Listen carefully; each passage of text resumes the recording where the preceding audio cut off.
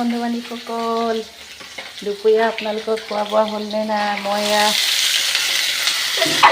দুপৰীয়া সাজৰ বাবে বুট আলু তেলতে ভাজিছোঁ।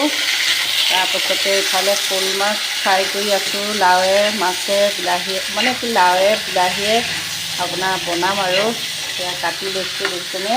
আৰু এতিয়া ভাত বনালোঁ। আজি দুপৰীয়া এনেদৰে খাম দেই। আপোনালোকে কি কি বনাইছে গাইজ পাৰিলে ক'ব। মই আজি এনেদৰে বনাইছোঁ দুপৰীয়া সাজ। বিলাহীটো কাটা নাই, বিলাহী কাটিম আৰু। এতিয়া মাছ ফ্ৰাই কৰি আছোঁ।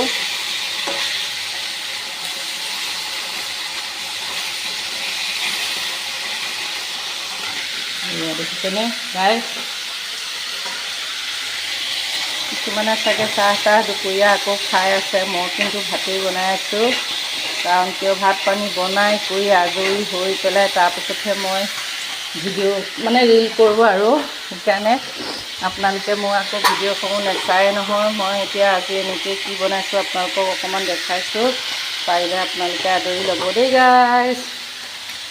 দুপৰীয়া সাজ আজি এনেদৰে বনালোঁ। এয়া হালধি দিছোঁ, তেলতে ভাজিছোঁ ধুনীয়াকৈ বুট আলু।